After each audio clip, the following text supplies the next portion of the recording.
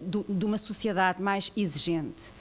E no que diz respeito a esta área, é uma área que para mim se tornou uma área-chave. Eu estava na UMIC e era uma área fundamental, que eu considerava crucial para a sociedade portuguesa, e agora, quando mais a economia digital é um dos pilares do crescimento económico. Se amanhã a internet não funcionar, há um colapso mundial. Portanto, se a eletricidade não funcionar, não há um colapso. Se não houver água, não há um colapso. Mas se não houver internet, há um colapso internacional. E por isso esta área tornou-se uma área mais do que crucial, é fundamental. E por isso nós temos que aumentar os níveis de literacia e de inclusão digitais do nosso país. Por isso, com esta minha ideia, quando começo a conversar com a professora Maria Barbas, num encontro no Minho sobre acesso aberto, eu percebi aqui está a pessoa-chave que vai, de facto, conseguir ajudar-me a dinamizar o país para este grande objetivo, que não é fácil, que exige muito de nós, porque não há dinheiro. Eu não vou dar dinheiro a ninguém, porque não tenho dinheiro. Portanto, e o que nos deve mover também não pode ser isso. E isso depois eu já vou falar um pouco mais tarde, porque é que também achei que a rede deveria ser formada assim, porque nós devemos... O nosso trabalho deve ter sempre como objetivo algo, e esse algo deve ter impacto. Portanto, nós não devemos só fazer as coisas porque vamos obter um financiamento X ou Y, embora eu saiba o ponto em que nós estamos, como as universidades estão, como os politécnicos estão, sei perfeitamente. Também sei como está o meu salário, como está o vosso, portanto, todos nós sabemos em que estado estamos, mas de qualquer das maneiras, acho que temos que continuar a puxar por aquilo que ninguém nos pode tirar. Podem-nos tirar tudo, menos a capacitação e aquilo que nós somos e a formação. E é para isso que eu acho que hoje estamos aqui, e é para isso que eu acho que há este encontro hoje. E espero depois mais à frente tentar explicar um pouco melhor quais são os passos que nós estamos a dar e que queremos dar nos próximos meses, porque temos tido um trabalho muito intenso, semanal, entre a FCT com a minha equipa, mais a professora Maria Barbas e a sua equipa. Portanto, por agora é o que tenho a dizer, e muito obrigada a todos por estarem aqui.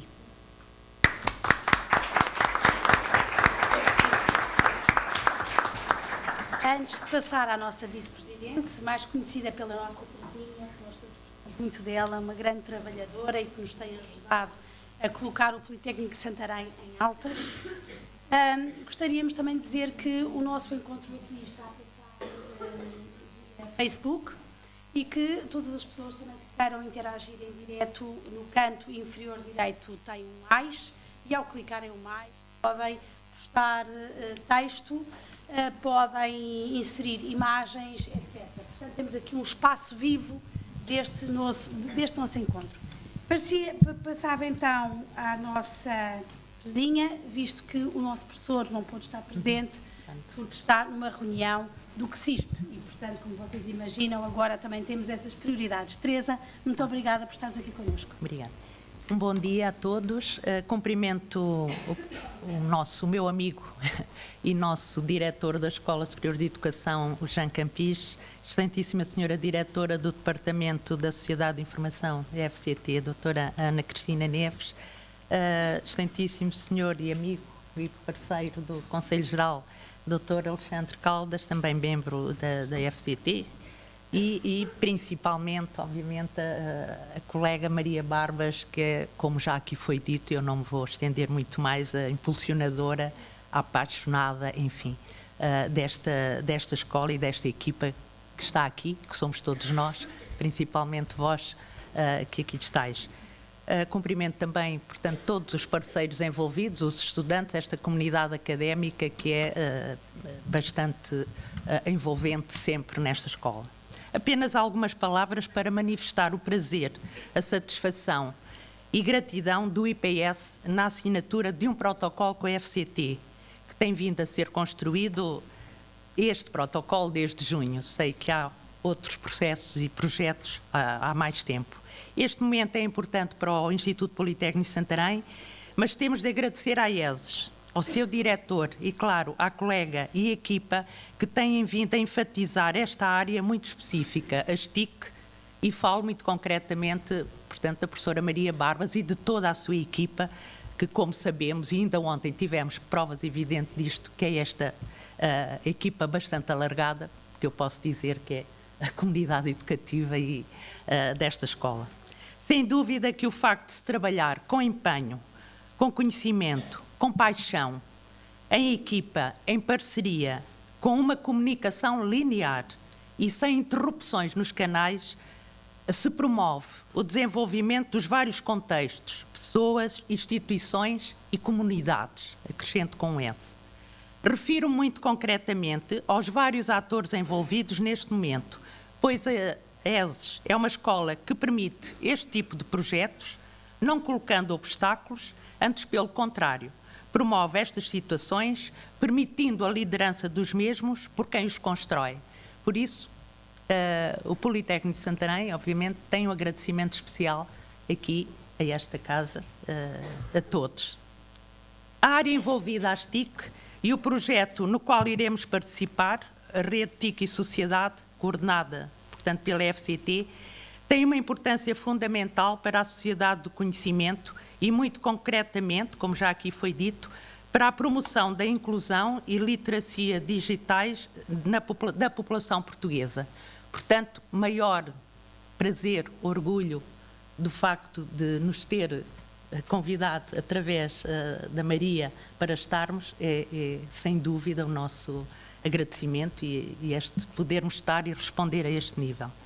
As reflexões orientadas para uma ação à escala nacional e internacional que visam a construção de instrumentos e a análise do impacto das tecnologias da informação e comunicação no âmbito dos processos de mudança civilizacional na sociedade portuguesa, que este projeto promove, permite-nos participar de uma forma responsável também na Estratégia de Lisboa, que foi assinada, portanto, a Estratégia 2020.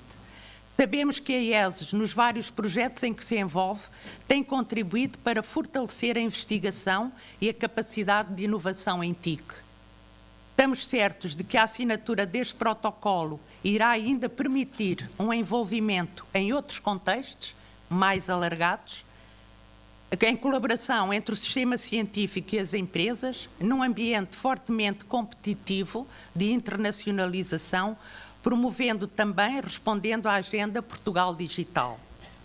Este é um desafio que implica a abordagem e implementação de um conjunto de percursos e de estratégias científicas, metodológicas e pedagógicas, desenhadas, construídas e implementadas em conjunto com empresas, instituições de ensino superior, centros de investigação, câmaras, bibliotecas municipais, enfim, quantos mais contextos, melhor. Espero que esta parceria nos fortaleça em ambos os sentidos, permita responder aos objetivos propostos e a metodologia cooperativa e colaborativa com os intervenientes a nível do país, promova em conjunto o desenvolvimento de competências gerais e específicas que permitam conceber, desenvolver e justificar um projeto nacional, global e inclusivo. Acredito e acreditamos nesta parceria, não só pela nobreza do objeto em causa, o combate à infoexclusão, mas também pelos intervenientes implicados, a FCT, o IPS, todas as instituições que aqui estão envolvidas. Desejo sucessos e o assumir o do nosso compromisso nesta missão. Bem-ajam todos.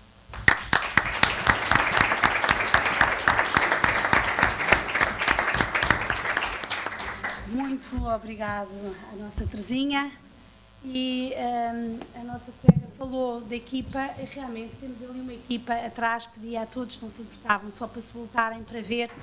Temos uma equipa de jovens e de assistentes que estão a trabalhar no streaming de vídeo. Estão tímidos. O Walter, o Nuno, imensos estudantes de SEM e da APM, e também lá atrás, dentro do aquário, como nós dizemos, a nossa eterna Romi, que está sempre connosco nestes eventos, a Inês, o nosso simpático João e o nosso grande artista, um jovem também que foi caçado, entre aspas, para esta rede, que é um Ricardo Pinto.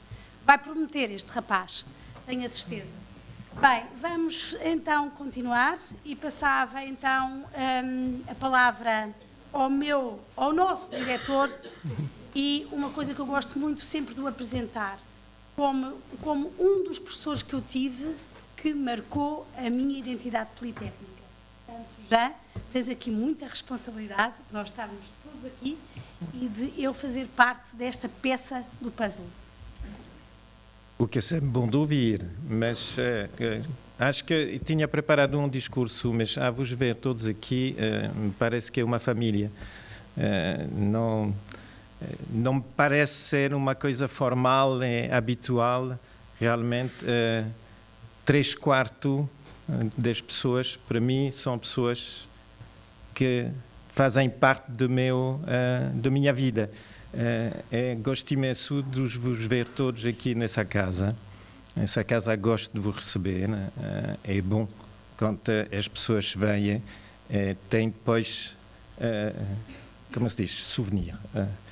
Meu grande problema com os discursos é a língua, não é? Mas, bom, recordações, isso fica também para os outros. Então, não vou falar muito, mas vou dizer só que temos valores nessa escola que são baseados sobre a solidariedade, a liberdade, a criatividade e o empenho.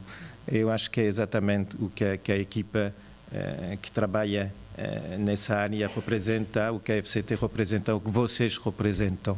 Então, para nós é bom, porque realmente é isso que guarda essa casa viva. Obrigado.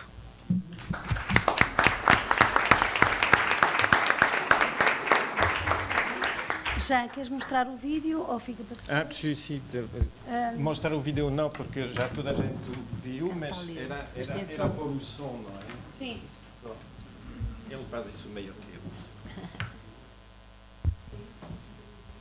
Não se pode apanhar no início, está bem? Vou explicar, este foi um videograma que construímos. Já. Não, é só um videograma construído só para hoje, para um dos jovem professor dessa casa, o Walter, para mostrar um pouco a importância das comunicações.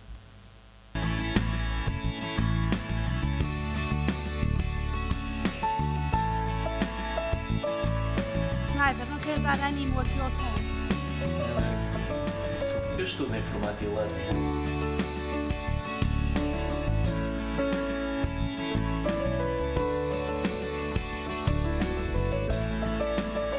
Agora já faço compras online, no conforto da nossa casa.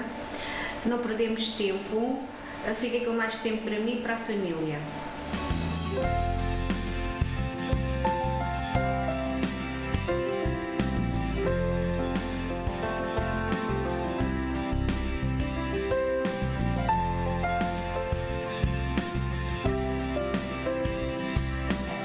Bom, como imigrante eu utilizo Skype para falar com a minha família, mas também profissionalmente, quando temos projetos em África ou com amigos em certos cantos do mundo, é a melhor maneira de ficar em relação.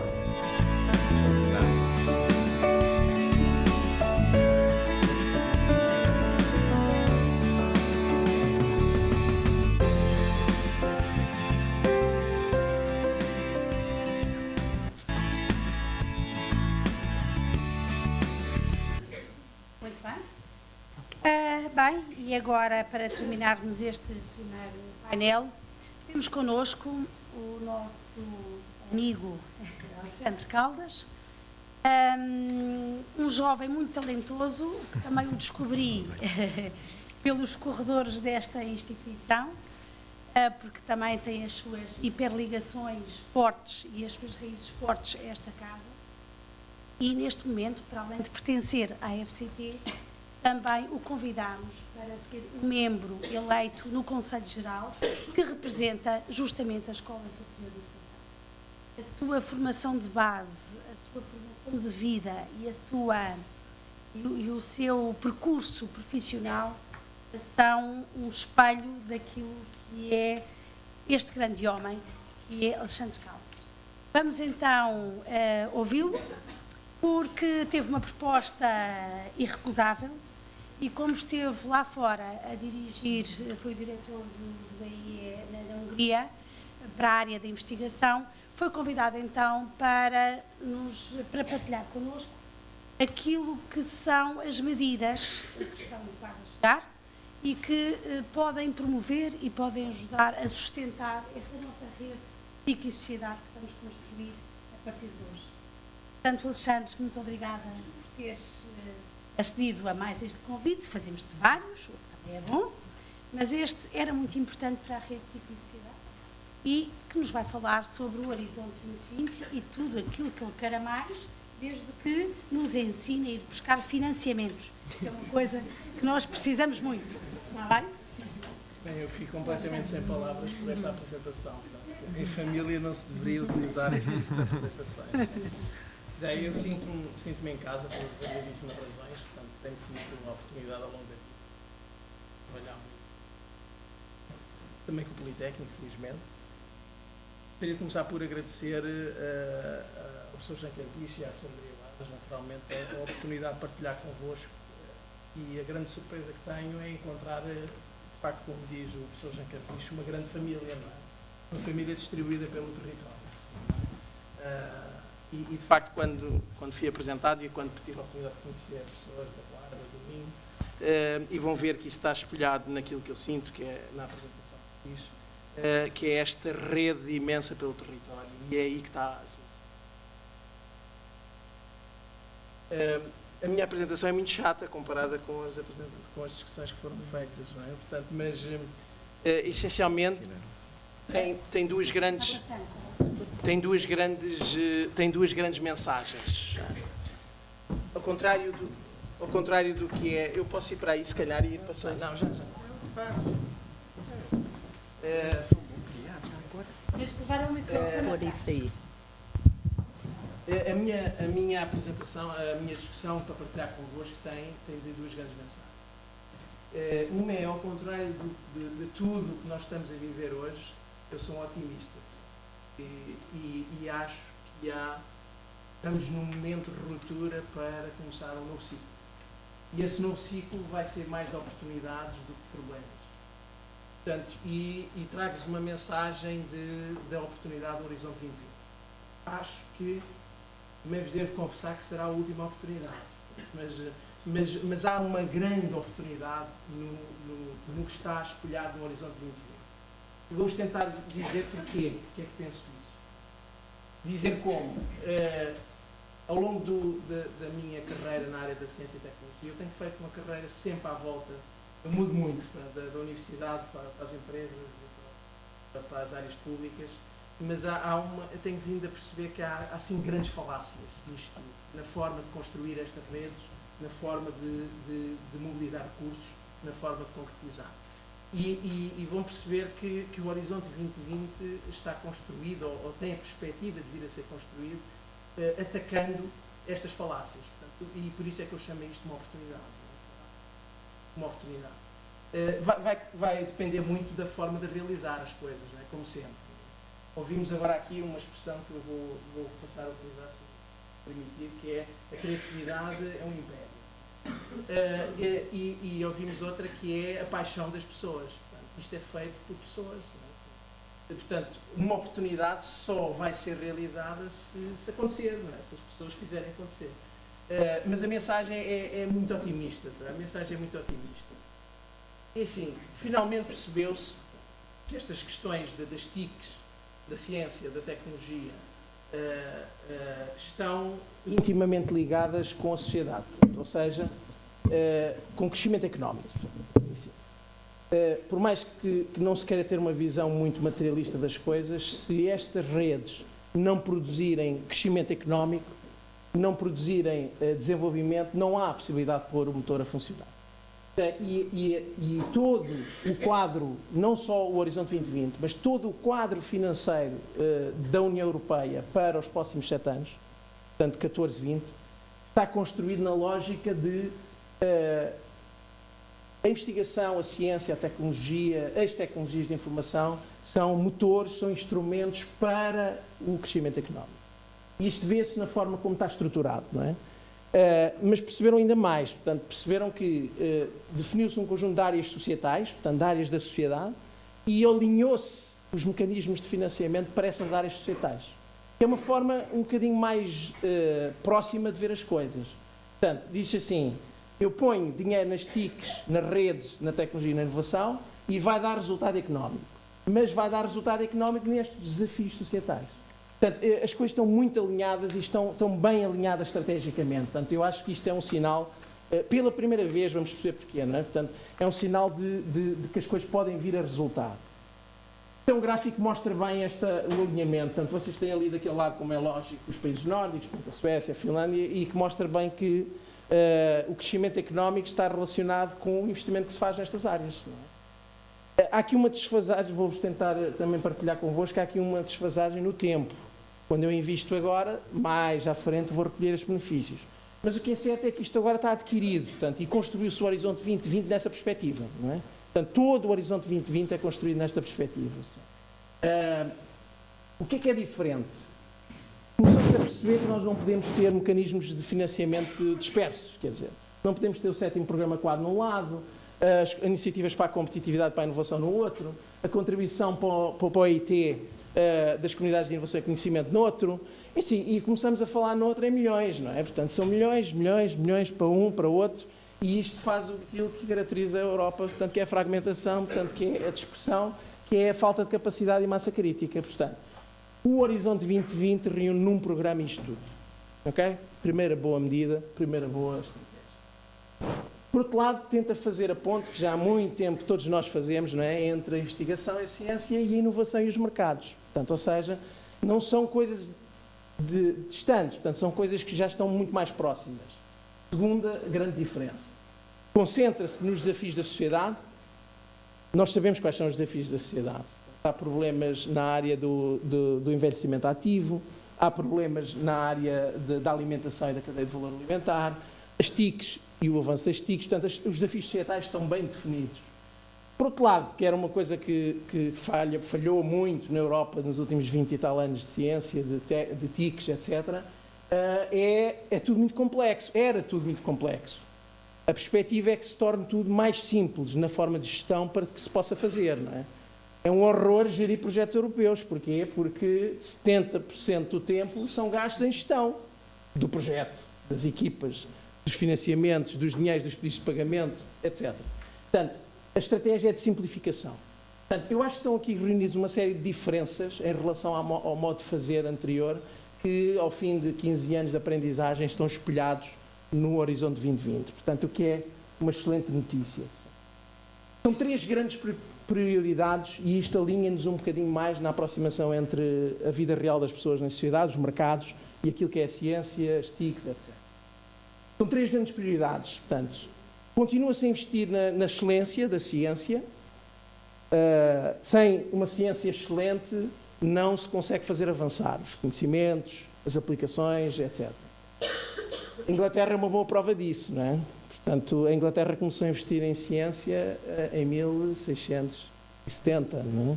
Portanto, estamos a falar, e hoje fabrica 15% da ciência mundial, não é?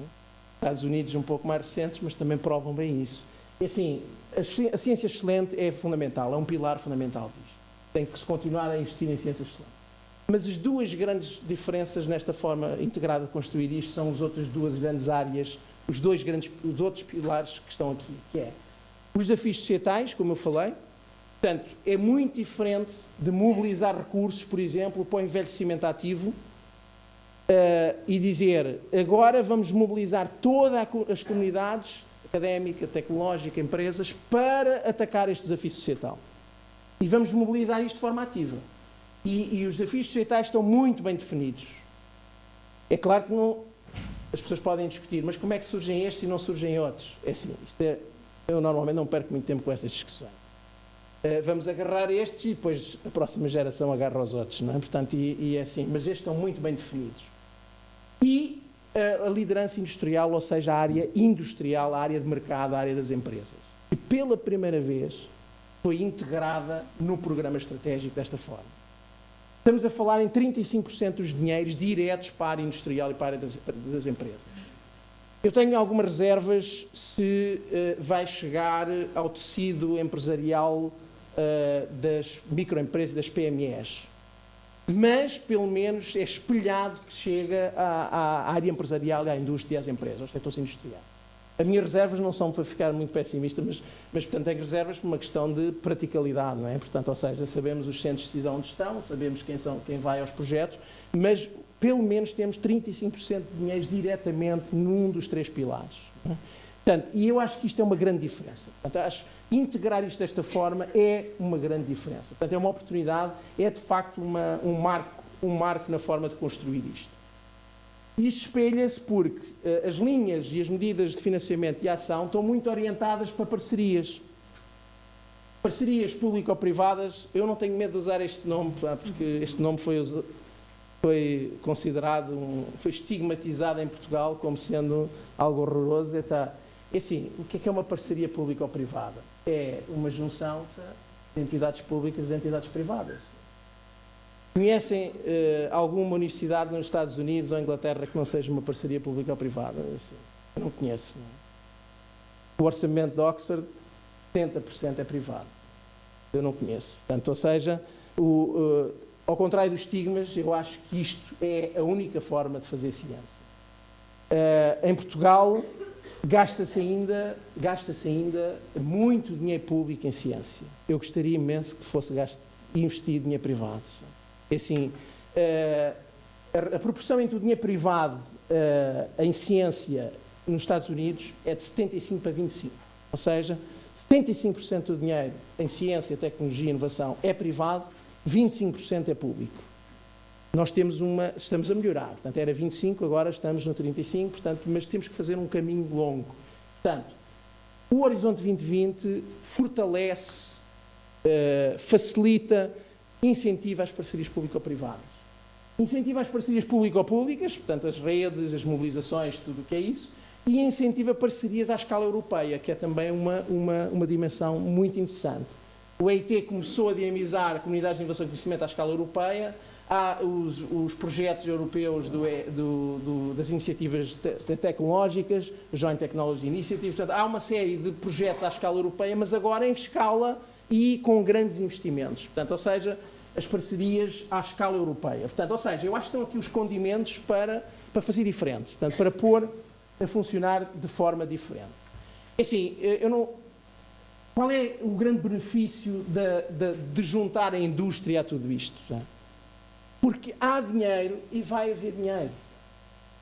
O mercado vive de satisfação de necessidades de produtos e serviços. Enquanto uma empresa faz uma excelente avaliação de recursos financeiros que coloca em qualquer produto ou serviço, as entidades públicas, por tradição, não o têm feito dessa forma. Ao trazermos as empresas para estas parcerias, estamos a trazer um ativo estratégico brutal. Estas parcerias de iniciativas tecnológicas conjuntas, de redes público-privadas, vão trazer uma alavancagem brutal. Portanto, ao contrário, e isto é uma mudança de mentalidade muito grande, orientar os politécnicos, orientar as universidades, orientar os centros de investigação para este novo ciclo vai ser fundamental para mudar o panorama, como se faz isto. Portanto, e isto está impregnado no Horizonte 2020 e nestes programas e na forma de fazer. Ok? Portanto, finalmente, aqui peço desculpa aqui por este slide, primeiro é este e depois aquele outro. Foi definido um conjunto de várias medidas para que o acesso ao Horizonte 2020 seja simplificado. Ou seja, vamos lá ver se vai resultar, não é? Portanto, finalmente. Mas a ideia é um único conjunto de regras para o conjunto Horizonte 2020, Um projeto, uma taxa de financiamento, critérios de avaliação simplificados, formas de financiamento diretas para a inovação, participação internacional, ou seja, para ver se consigo voltar atrás, controlos e auditorias simplificados, mas mais eficazes, portanto, ou seja, menos, mas muito melhores, não é? E além das regras, plataformas de gestão comuns, ou seja, de gestão de soluções informáticas para a gestão dos financiamentos comuns. Portanto, há um conjunto de regras que estão embutidas na forma de criar o Horizonte 2020 que, esperemos, venha a ser tudo muito mais simplificado. Isto vai facilitar muito. Assim, há uma barreira brutal para participar em projetos por causa da complexidade e da gestão de tudo isto. Portanto, ou seja, este é um instrumento, uma praticalidade muito grande que foi embutida na forma de criar o Horizonte 2020. Portanto, também aqui a este nível eu acho que há excelentes notícias na forma de fazer isto. Portanto, isto resume um pouco a simplificação do que é que está previsto e agora vou à parte que considero mais significativa e mais importante. É uma loucura gastar dinheiro da ciência e da tecnologia sem gastá-lo nas empresas. Depois vou justificar isto mais à frente. É assim. Quem cria crescimento económico são as empresas. São através das empresas que se desenvolvem produtos e serviços, satisfazem mercados, faz crescimento económico, depois desenvolvimento social e tudo o resto. É uma loucura não orientar recursos da ciência e da tecnologia sem ser para as empresas. Portanto, há muito tempo que se deveria ter percebido isso e devia-se ter orientado. O Horizonte 2020, finalmente, põe como regra a participação das PMEs no financiamento da ciência e da inovação. Okay? Não como uma medida específica, mas como genericamente, alargadamente, na participação nas várias medidas e ações. O que isto vai permitir é uma oportunidade em que as empresas, em conjunto com os centros tecnológicos, em conjunto com as academias, façam os projetos. Vai permitir mudar a forma como são feitos. E depois as empresas têm aquilo que é a sustentabilidade. Portanto, ou seja, vão garantir nos projetos uma dimensão fundamental que é a sustentabilidade dos projetos.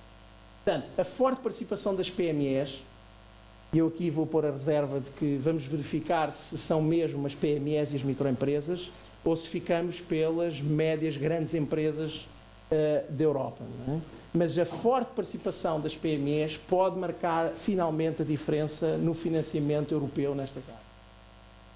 Portanto, os condimentos para a participação estão lá, agora vamos ver se na realidade isto vai acontecer. Não é? É uma questão de mobilização, de paixão de pessoas e de fazer acontecer. A cooperação internacional não é necessário refletir muito sobre isto, portanto faz parte da matriz do DNA do Horizonte 2020. O alargamento da participação também, portanto, ou seja, há princípios de alargar, como por exemplo um princípio muito interessante que é o twinning. Uma instituição muito boa vai participar em conjunto com instituições menos boas numa área, numa cadeia de valor, por exemplo, na área do Food for the Future. Uma instituição muito boa, Oxford, Cambridge, etc., faz twinning com uma instituição menos boa. Para quê? Para que o conjunto alavanque os projetos. Portanto, há princípios claros de participação largada, portanto, de estender a malha, de disseminar a excelência, de partilhar a excelência. Porquê é que eu acho, e agora vou tentar ser muito mais rápido aqui, porque é que eu acho que isto são excelentes notícias e é uma excelente oportunidade? Porque isto vem combater 5 problemas muito graves de olhar para o financiamento e a ação nestas áreas. Isto já é uma análise minha, portanto, tudo aquilo que eu apresentei foi, no fundo, uma análise minha sobre o Horizonte 2020. Agora, é uma salvaguarda, vou dar-vos a minha opinião, porque é que isto, de facto, ataca 5 grandes falácias que temos estado a sofrer sobre o financiamento destas áreas. A primeira grande falácia é a ruptura com os ciclos curtos. Muito do financiamento, seja em Portugal, seja na Europa, está baseado em ciclos curtos, muito curtos. E isto é fundamental, é uma falácia. Portanto, ou seja, temos que apostar em estratégias de muito longo prazo, em tudo isto. A segunda é que a inovação é qualquer coisa que a gente faz assim, daquela forma. A inovação é muito diversificada, portanto, ou seja, é uma falácia pensar que toda a gente pode inovar e que a inovação tem aquele caminho, não é? Portanto, é uma falácia, portanto. E a forma de construir o programa permite ver esta diversidade. A terceira, como já vos ficou claro para vós, sou um homem das empresas, que acredita nas empresas. As empresas são o motor da inovação Portanto, devemos orientar tudo o resto para a dinamização das áreas das empresas. A quarta é que faz sem rede, e a vossa participação aqui é o exemplo vivo de como fazer inovação. E, finalmente, que estas redes existem nos territórios. Ou seja, estas redes existem, por isso é que eu disse com muita paixão, digo-vos, que ver aqui Minho, Guarda, Trás-os-Montes, é a forma de fazer as coisas. Portanto, ou seja, só existem nos territórios. Portanto, onde as pessoas vivem, onde as pessoas fazem os seus negócios, onde as pessoas habitam. Portanto, é uma falácia pensar que em Lisboa se pode fazer os grandes programas de inovação, não é? Portanto, ou seja, tem que se pôr a rede a funcionar. Portanto, e eu acho que o programa está muito alinhado, o financiamento ao nível europeu está muito alinhado para estas falácias. Isto é um estudo que prova, o SPRU é um dos grandes centros mundiais de política científica, e o estudo prova o seguinte: quando eu faço um investimento em ciência, é muito provável que 6, 7 anos depois eu tenha um impacto na sociedade. Portanto, isto dá-vos uma noção de que há um ciclo de 6, 7, 8 anos, desde o momento em que se faz um investimento em ciência e que aquele resultado tem um impacto direto na sociedade. Porquê é que isto é importante? É importante porque isto rompe com os ciclos curtos. Não é? Portanto, ou seja, eu tenho que saber que o investimento numa parceria pública ou privada entre universidades e empresas vai ter um ciclo de 6, 7, 8 anos, mas que vai ter, e que isso vai permitir alavancar de forma muito significativa, romper com os processos.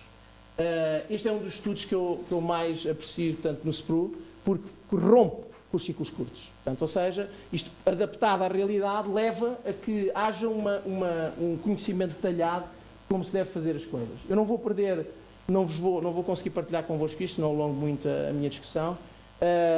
Isto tem vindo a acontecer ao longo dos séculos, desde a Inglaterra do século XVII e a ciência moderna.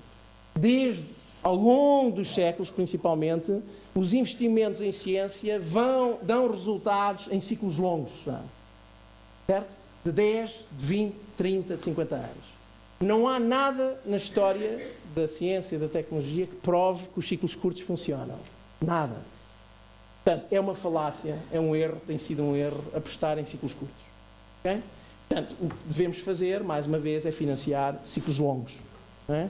Mesmo que não sejamos nós que estejamos cá. O problema é esse, não é? Portanto, normalmente temos tendência a olhar para nós e dizer, financiamos isto agora, o provável é que não estejamos cá quando aquilo vai dar o resultado, não é? Portanto, ciclos longos é a única forma de fazer isto. Primeiro, porque é que o Horizonte 2020 está alinhado para isto? Tem uma estratégia integrada a 7 anos. Os impactos são claros e são muito superiores além dos 7 anos. Portanto, a estratégia integrada apoia projetos, o EIT financia comunidades de inovação e de conhecimento há 15 anos. 15 anos. Está a financiar redes nos 28 países da Europa há 15 anos. Que é uma coisa que não se fazia, não se financiava. E, portanto, o Horizonte 2020 vem romper com estes ciclos. Segunda, isto aqui é uma análise mais minha para provar que ao longo do tempo isto foi sempre assim, não é? Portanto, temos andado um pouco. Os slides depois ficam disponíveis, portanto, não. Agora, porquê é que a inovação é uma falácia que se consegue fazer inovação em todos os lados? É assim, há muitas formas de fazer inovação. A fazer inovação é, como a professora Maria Barbas disse, no cantinho daquele ecrã, carregar, fazer um post e poder ser respondido aqui, não é? Portanto, fazer inovação é investir 10 anos num produto numa linha farmacêutica e ter um produto 10 anos depois. Fazer inovação é uma empresa que, aqui em Santarém, não é? Produz carros de Fórmula 1, não é? Monta carros de Fórmula 1 e eles funcionam, não é?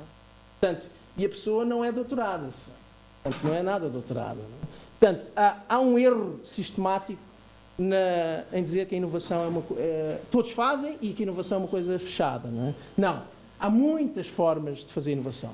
E esta diversidade é uma coisa que tem que ser alimentada, tem que ser nutrida, não é? Portanto, fazer uma aposta numa linha é absolutamente errado, porque a inovação existe de 1001 formas diferentes.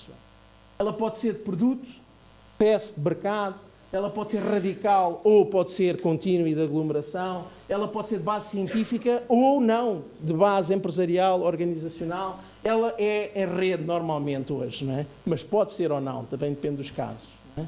Portanto, é importante acabar com esta falácia, que há uma forma específica de fazer inovação. Não, há muitas formas de fazer inovação. Não é? Portanto, e o Horizonte 2020 faz isso ao fazer o quê? Põe o desafio no desafio societal.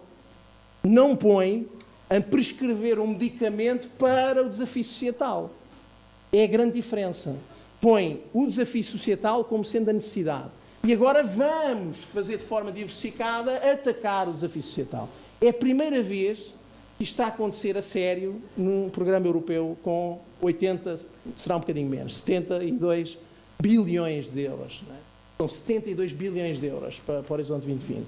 É a primeira vez em que o foco é reconhecer a diversidade, chegar ao desafio societal. Não é? Portanto, não prescrever medidas, ações específicas, portanto, é uma grande diferença, é uma diferença abismal. As empresas são o motor da inovação e, como já vos mostrei, portanto, a única forma, querem que eu vos diga porque é que ainda vamos ter alguns tempos de crise, não é? Portanto, alguns 2 anos de crise, porque ainda não se percebeu que tem que se injetar dinheiro nas empresas. Não há forma de ser invisto. Portanto, enquanto não se injetar dinheiros da ciência, tecnologia e inovação nas empresas, é muito pouco provável que se consiga fugir ao ciclo. Portanto, as empresas são, de facto, o motor, são o motor de fazer inovação. Então, como tal, tudo isto tem que estar interligado e direcionado no caminho das empresas. Pela primeira vez, como vos disse, 35% dos fundos são diretamente alinhados para as empresas e depois os desafios societais prevêem a participação das empresas, portanto, há uma participação largada, potencial das empresas. Finalmente, deixem-me chegar aqui à forma, porque é que a vossa rede é tão especial e eu acho que é de facto brilhante a forma como vocês montaram e que estão a montar. E assim, ao longo também dos tempos, todos nós funcionamos em redes, todos nós funcionamos em rede. As redes tecnológicas foram mudando, não é? Como disse o colega Ana Neves, portanto, ou seja, a rede elétrica, a rede dos transportes, portanto, nós fomos transformando a forma como as redes existem, não é?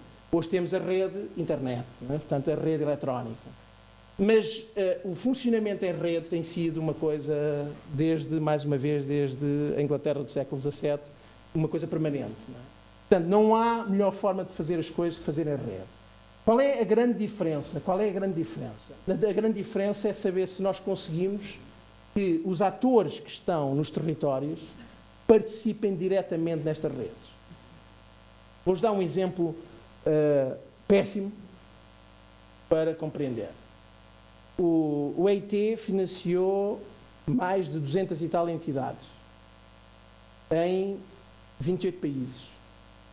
E nesse financiamento só existia um centro português. Okay? Em 250 só existia um centro português. E era académico. A participação nas redes é obrigatória. Não há forma. O EIT financiou 300 milhões de euros nos últimos 4 anos. Só tivemos uma empresa, uma organização portuguesa a participar nisto. Isto passou 4 anos. Felizmente, os próximos 4 serão muito melhores, os próximos 7 serão muito melhores. Se nós não temos os atores a participar nas redes, não estamos, perdemos. Portanto, este é o exemplo mau. O exemplo bom é o vosso.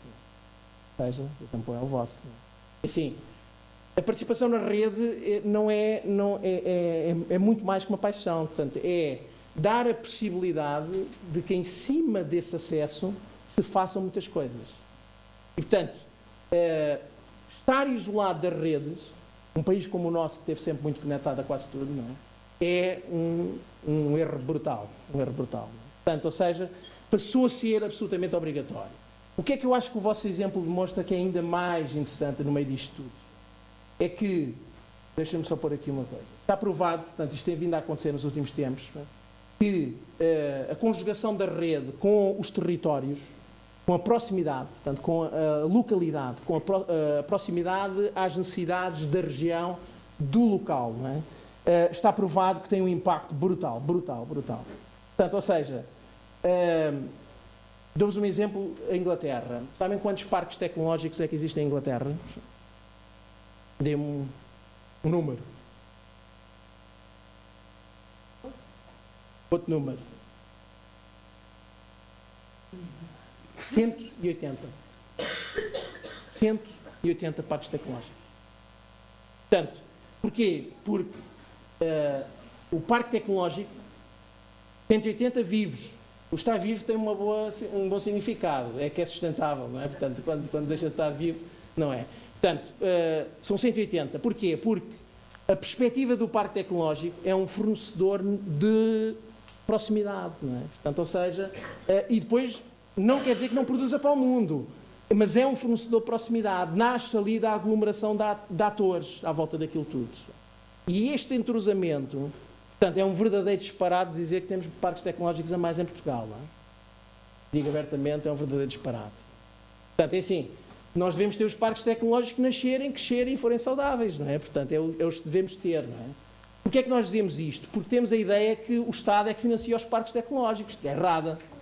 Portanto, os parques nascem da participação principalmente das empresas, não é? Portanto, ou seja, há uma série de equívocos, como eu estou tentando aqui discutir convosco, que se forem mudados, tudo isto muda a figura, não é?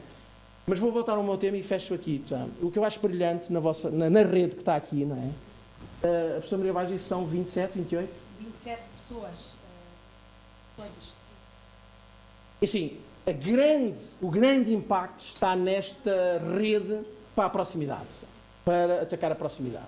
E isto vai permitir, não quer dizer que depois não haja nós que produzam para a escala global, não é isso. O que quer dizer é que os atores, a mobilização, a aglomeração é feita na escala local. E isso tem um impacto extraordinário, extraordinário. Portanto, a última falácia, de facto, é que a forma de juntar estes 4 cantinhos é fazer isto nos territórios. É fazer isto nos territórios. Ou seja, é montar redes de TICs, sociedades espalhadas pelos territórios. Não é? Porque é a única forma de fazer isto. Não é? E já terminei a minha apresentação.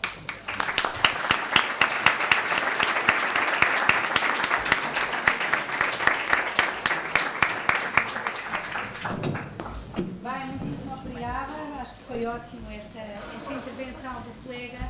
Sei que se tem que ir embora, tem que se ausentar até Lisboa. Portanto, pergunto se alguém tem alguma questão.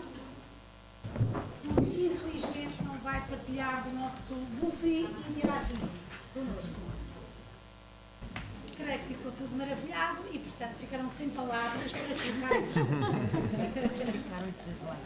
Vamos então, agradeço a todos os que estiveram neste painel e como este encontro é mesmo um espaço de grande interação e como temos pouco tempo para podermos trabalhar em conjunto, pedia aos próximos colegas da academia, do setor privado, do setor civil, que viessem até aqui à frente, vamos continuar com as nossas apresentações.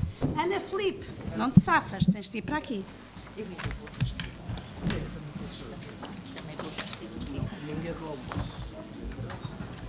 Pedi à moderadora Margarida Ribeiro, que tem aqui o seu espaço.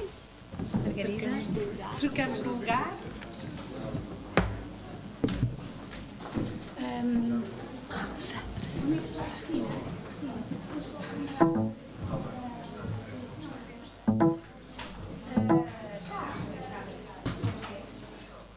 Agora é preciso mais. Oh, professora.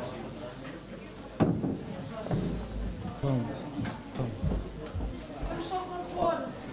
Tu sabes. Vamos lá.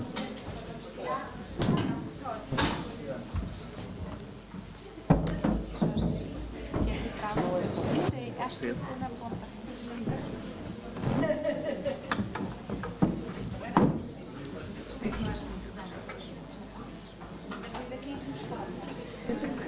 Falta a Mónica Pedro, depois já sei, Ricardo Raminhos está ali e a Dulce Mota.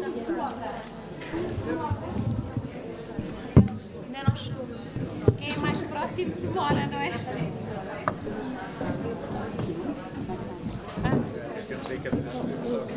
Pois é, se calhar. calhar até sobra. Não, eu tenho que estar na ponta. Então fica aqui assim no cantinho. Prefiro que eu passe. Para quem falar em pé, como vai ser o meu caso. Senta-se ali ao pé do colega Jorge.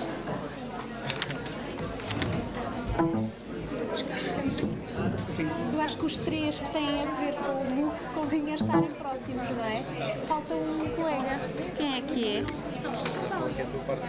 É a Ana Filipe, é o Jorge e o Paulo Branco. Paulo Branco? É o Paulo Branco? Mas não quer ficar deste lado. E é a Ana Filipe. Está bem. Não se preocupe. Eu é que fico no meio. Fico fora da mesa. Se eu quiser sair. Pois. Se eu quiser sair é mais fácil. Então, vocês os dois apresentam o primeiro módulo, não é? O primeiro módulo... Eu apresento o terceiro. O terceiro. E o Jorge o segundo. Eu não apresento módulo nenhum. Não? Está bem. A consultoria, a parte técnica de acompanhamento. É a Ana Filipe. Ok. Revisão. Está bem. Que é da... Universidade de Évora. E Isabel Dias é... Eu sou da Isabel Dias. Pois, já trocámos imagens. Já? Já.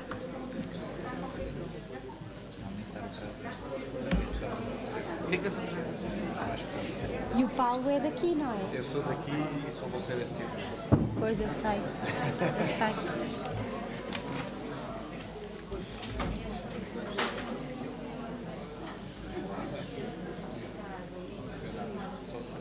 Então, se calhar, fala primeiro um pouco a Isabel Dias, do primeiro módulo, depois passa ao Jorge e depois passa ao Paulo, não é? 2 segundos, claro.